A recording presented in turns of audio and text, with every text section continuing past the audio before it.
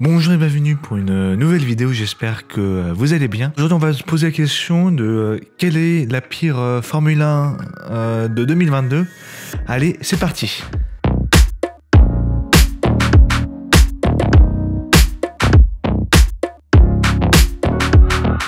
Avant que l'on commence la vidéo, n'hésitez pas de me dire en commentaire quel est le design de la F1 de 2022, votre design préféré.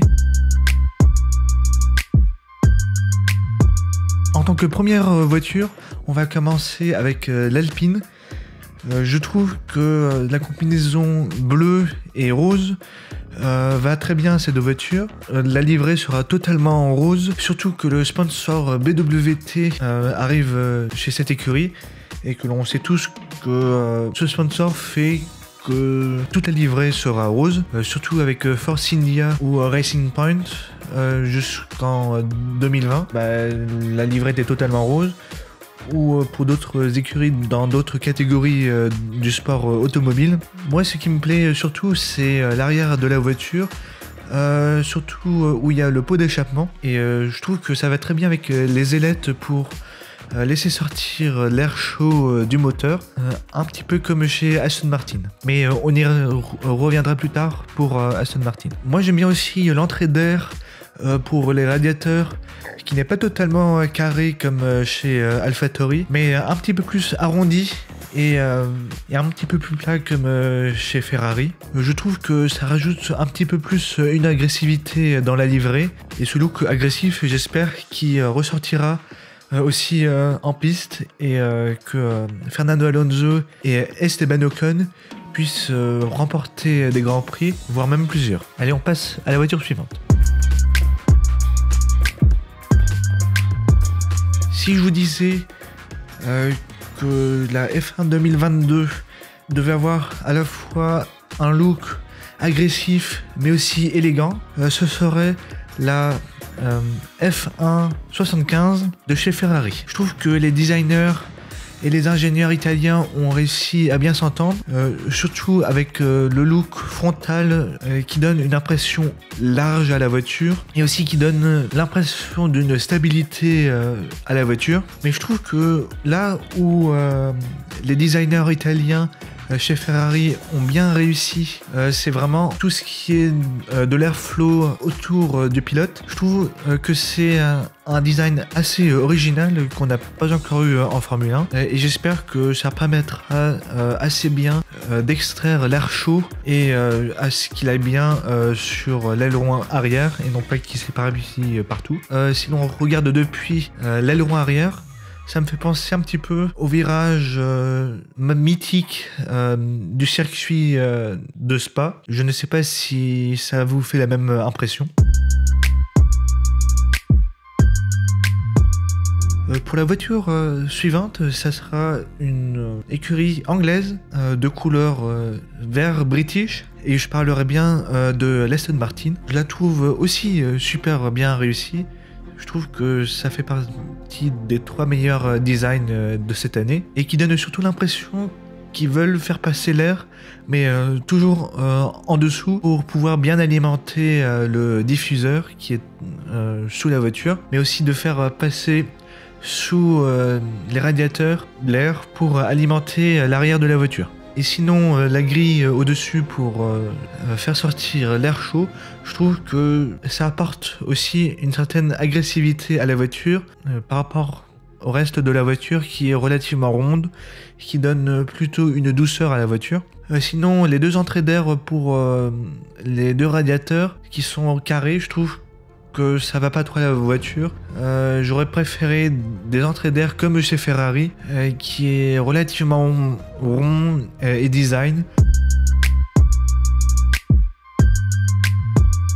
Pour moi, la F1 suivante, ça sera McLaren, parce que je trouve que c'est pas un design extraordinaire, et pas non plus le design le plus moche non plus, ou le pire design de Formule 1 de cette saison. On aura une livrée qui ressemblera à celle de l'année dernière, mais qui ressemble aussi, qu'on nous a présenté l'année précédente pour la saison de 2022. Mais ma partie préférée de cette voiture restera quand même les deux entrées d'air pour faire venir refroidir les deux radiateurs pour refroidir le moteur. Je trouve que ça ressemble beaucoup aux entrées d'air que l'on a dans les avions de chasse et ça donne un look un petit peu plus agressif et donc qui donne aussi un look un petit peu plus rapide et j'espère qu'ils pourront aussi être dans le top du classement cette année.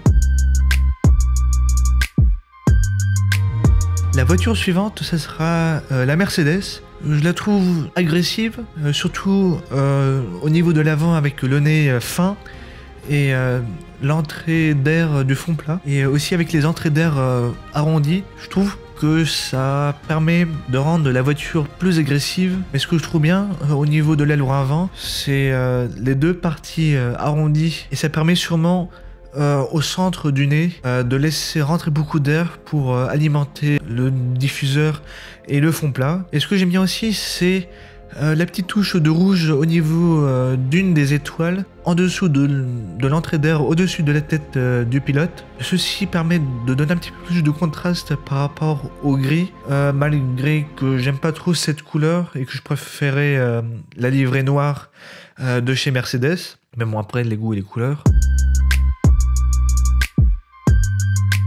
Maintenant passons à la voiture suivante. Passons à l'AlphaTauri. Moi j'aime bien cette voiture surtout au niveau du côté où l'on a l'entrée d'air et que ça descende sur le fond plat. Mais là pour le coup je trouve que l'entrée d'air ça va relativement bien à la voiture par rapport à la voiture précédente. Mais sinon le reste de la livrée je trouve qu'elle ressemble beaucoup trop à celle de l'année dernière, à celle de 2021. Ils auraient pu faire un petit peu plus un renouveau par rapport à l'année précédente, même si la livrée elle est très très bien en bleu, gris et en blanche, parce qu'on a quand même une nouvelle année avec des nouveaux règlements. Ils auraient pu quand même un petit peu renouveler par rapport à leur livrée. Sinon je donnerais une note de 5 sur 10 sur cette livrée.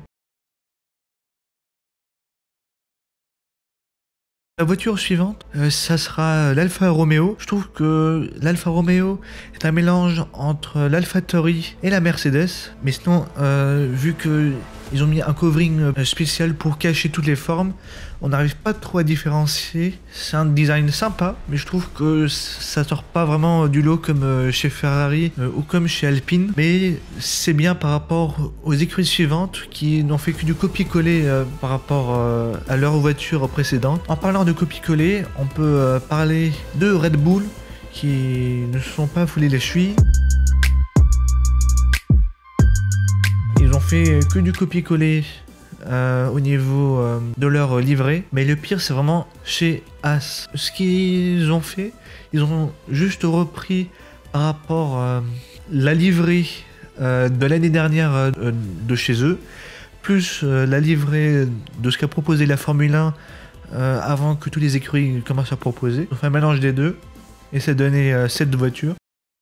Je trouve que au niveau créativité, c'était pas trop leur truc. Ou ils se sont trop concentrés sur la saison de 2021 et ils avaient plus trop d'idées. Je trouve que la pire F1 de cette année et la pire livrée, c'est vraiment chez As, vu que au niveau créativité, c'était pas trop ça. C'était pas trop leur truc. Ils ont pris la livrée de l'année dernière, juste réadapter 2-3 petits trucs pour que ça passe au niveau du règlement. Ça se voit qu'ils sont quand même en manque de budget par rapport à Ferrari qui ont une magnifique voiture, ou l'Alpine aussi qui est totalement magnifique au niveau du design. N'hésitez pas de me dire en commentaire quel est votre meilleur ou quel est votre pire livrée de cette année. Sinon, si le contenu vous a plu, n'hésitez pas de vous abonner, d'activer les notifications et de mettre un petit pouce bleu.